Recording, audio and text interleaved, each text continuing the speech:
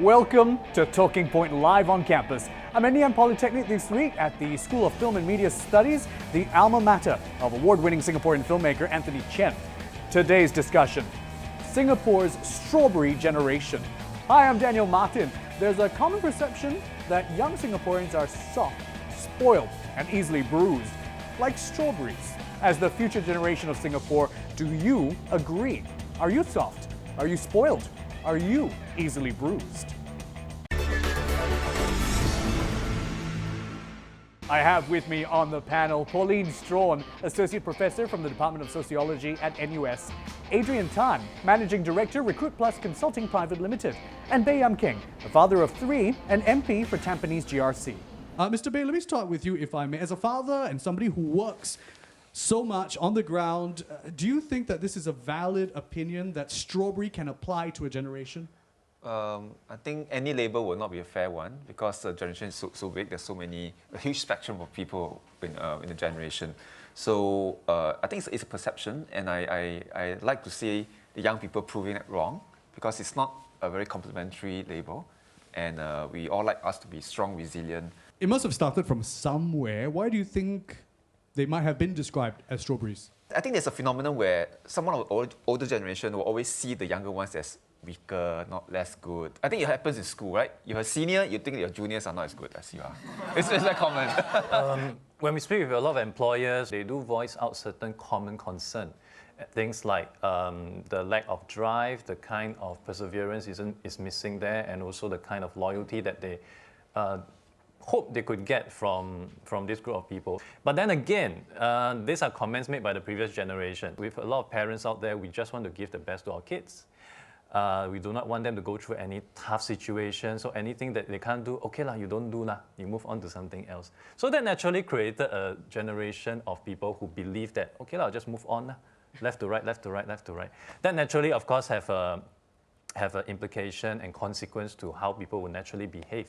I think that it is very unfair that we should label an entire generation with such a derogatory, labeling. And the labeling probably stuck because it's cute, catchy. Right? Catchy, exactly. My sons are 21 and 18, and I see the stresses that we impose on them.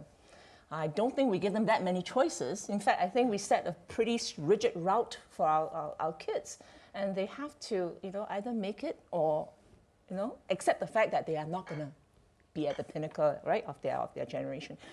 Sometimes I wonder, we criticize the younger generation. If I were an 18-year-old or 19-year-old now, would I survive? Would I be able to make it to the university, right? It's so competitive now.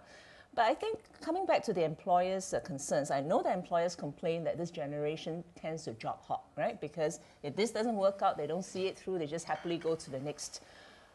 But I think that a lot of times, the behavior is shaped by the environment. I mean, if you look at our employment kind of parameters that we use, rather than invest in human capital, a lot of employers do take the easy way out. You want somebody who is better trained, you hire a new person rather than invest in nurturing the staff that you have. So as a result, employees, especially the younger ones, believe that in order to climb, they have to hop. There are people who are more resilient. There are people who are less so. And when we look at the previous generations, I think Gen X had a pretty bad rep when they were young. People said they couldn't commit, they weren't sure whether they were able to step up. And if you look at them now, I think Gen X has really shown us that they have stepped up. And I think that that's just the case for every generation looking back at the new one and saying, oh, these guys are just not made the way they're used to. I have friends who are working now and who have job hop every 2 years. And I ask them why.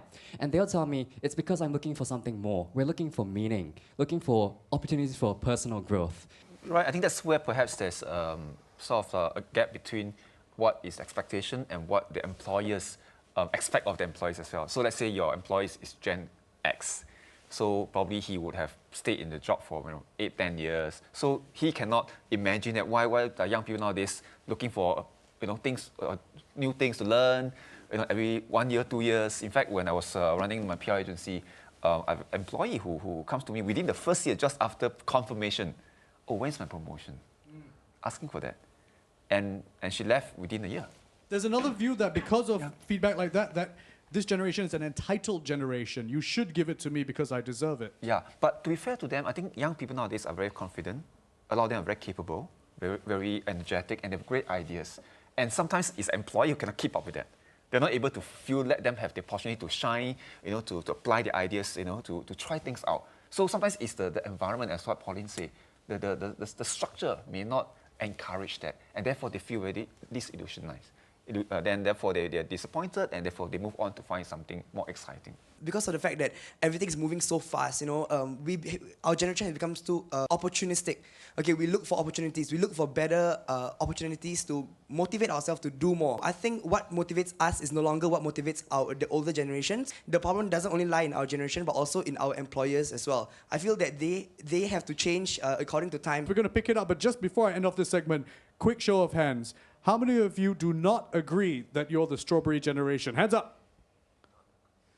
There we go. We know where we stand in this room. Thank you all very much. We're going to continue in just a little bit because in the next segment, we're going to ask you, if you don't want to be compared to the strawberry, what do you want to be compared to? Find out by clicking on the next video to find out more as Talking Point continues live on campus here at Ngee Ann Polytechnic School of Film and Media Studies. Stay with us and click on the next video.